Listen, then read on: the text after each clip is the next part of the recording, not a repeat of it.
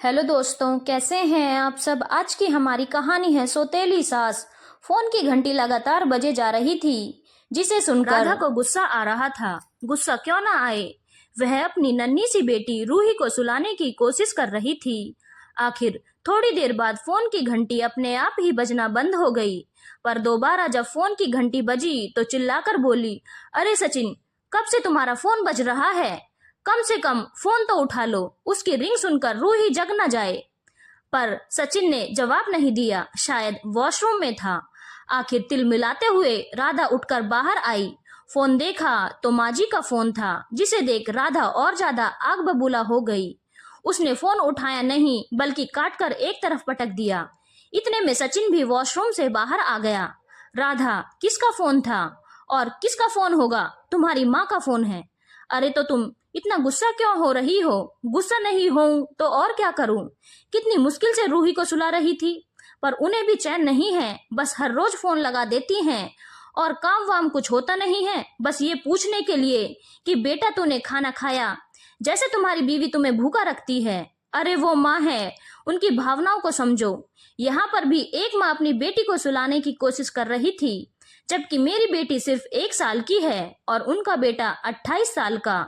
अच्छा अच्छा, ठीक है, तुम जाओ रूही के पास, मैं माँ से बात करता हूँ। गुस्से में तनतनाती हुई राधा कमरे में चली गई।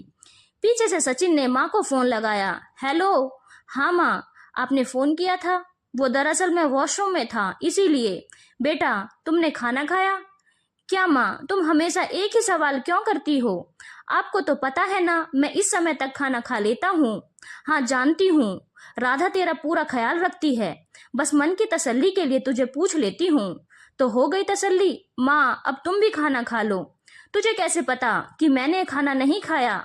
बस जानता हूँ माँ, तुम मेरे खाए बगैर खाना नहीं खाती। चल ठीक है, फोन रखती हूँ। ठीक है माँ। सचिन के फोन रखते ही पीछे से राधा बोली, हो गया तुम माँ बेटे का भरत मिलाप? हाँ हो गया। ये क्या हर रोज का ड्रामा है? माँ की ममता है। पता नहीं, मुझे तो ड्रामा ही लगता है। भला कोई 28 साल के बेटे से पूछता है कि तुमने खाना खाया कि नहीं? यहाँ सगी माँ नहीं पूछती, और वो तो। राधा, बस करो। सचिन ने थोड़ा जोर से कहा तो राधा चुप हो गई। जानती थी कि सचिन को ये बातें बिल्कुल पसंद नहीं, इसीलिए चुपचाप कमरे में चली गई। सचिन वहीं कमरे में बैठ गया और अतीत के गलियारों में घूमने लगा। 5 साल का था जब माँ का देहांत हो गया। बड़ा संयुक्त परिवार था, गांव में अच्छी खासी इज्जत और पैसा था। दादी बाबा, पिताजी, चाचा, जान की चाची और उनकी एक बेटी सुमन।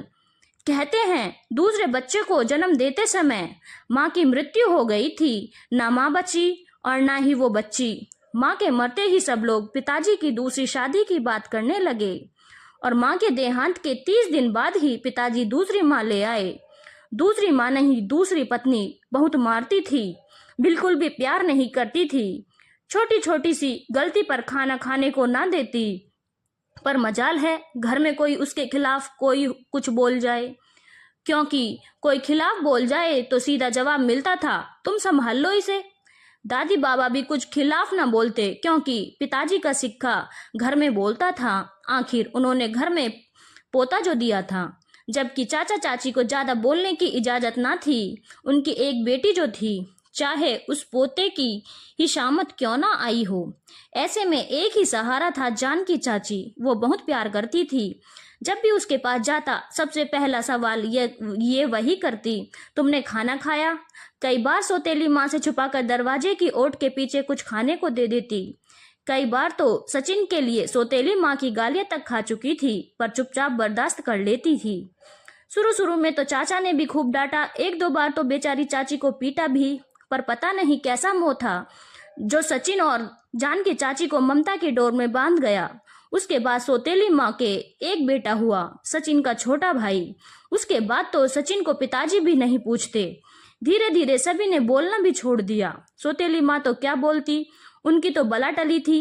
पिताजी ज्यादा कुछ बोले नहीं, उनकी तरफ से तो बेटे की परवरिश हो रही थी। और चाची की ममता देखकर चाचा अपने आप ही यह सोचकर चुप हो गए कि जहाँ एक बेटी है, वहां भगवान ने एक बेटा भी दे दिया। कोई देखकर नहीं कह सकता था कि सचिन उनका बेटा नहीं, बल्कि जेठता है। उसे कभी भूख कर ना सोने देती, रात को उसे खाना खिलाती, उसके बाद ही खाना खाती।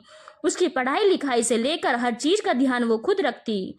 और यह नियम तब भी था जब आगे की पढ़ाई के लिए सचिन बाहर गया था, और आज भी है। सचिन की शादी हो चुकी है, एक बच्ची का पिता बन चुका है, पर आज भी जब तक सचिन के मुंह से यह ना सुन ले कि उसने खाना खाया कि नहीं, तब तक खाना खाने का नहीं बैठती।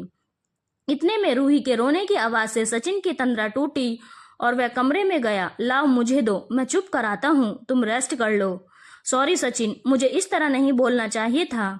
कोई बात नहीं राधा, तुम तो कुछ भी नहीं कहती। बेचारी मेरी माँ ने तो लोगों की मार तक बर्दाश्त की है। पूरे दिन भर में एक फोन कॉल ही तो है। बस तुम हम माँ बेटे के बीच में मत बोला करो।